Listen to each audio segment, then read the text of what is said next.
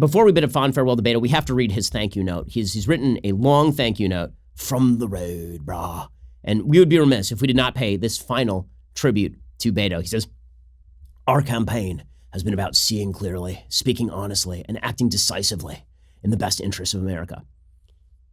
Was it though? Was it not like you just kind of jet-setting around, being useless and saying crazy stuff that you then had to backtrack, but then not backtrack? Because though it is difficult to accept, it is clear to me now this campaign does not have the means to move forward successfully.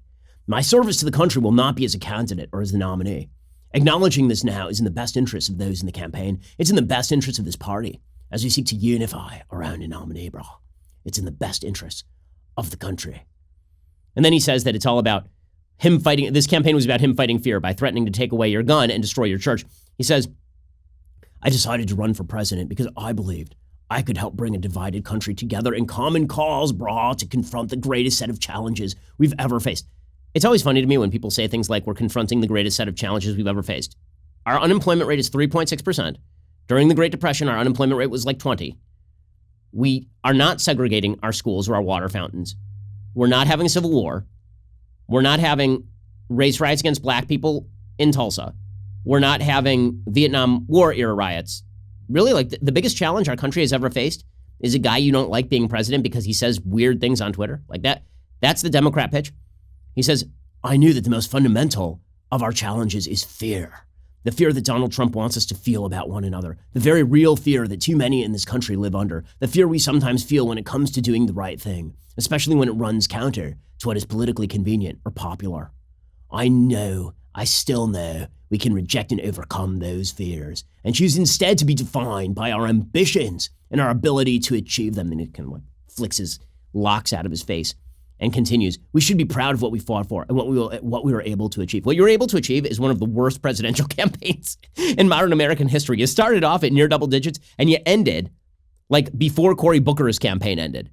Like Tulsi Gabbard Amy Klobuchar is still running and Beto is out, which is not what you would have actually predicted. And again, that's because Beto was so concerned with earning the love of the media that he forgot that that was not a thing that was going to happen. And that what made him popular in the first place was that he was campaigning as moderate. He made the Pete Buttigieg mistake. Now, Buttigieg has recovered from his original mistake. So Buttigieg's original mistake, he came into the race, got all sorts of plaudits, was an interesting candidate. I, on this show, said that Pete Buttigieg was an interesting candidate. And then Buttigieg immediately flipped into this sort of far left, crazy towns. All Christians are bad if they think that same-sex marriage is morally a problem.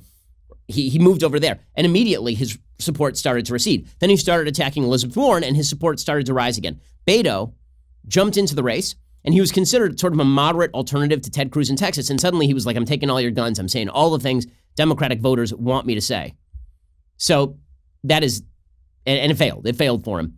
Here's the key. He says, at this moment of truth for our country, we laid bare the cost and consequence of Donald Trump, the rise in hate crimes. By the way, the rise in hate crimes, it is unclear whether there has actually been a dramatic spike in hate crimes. There are more reporting agencies, so the stats on that are not clear at all. The terror attack in El Paso, the perversion of the Constitution, the diminished standing of the U.S. around the world. But we also made clear the common responsibility to confront him, to hold him accountable, ensure he does not serve another term in office, committing ourselves to this task, not as Democrats or Republicans, but as Americans first before we are anything else.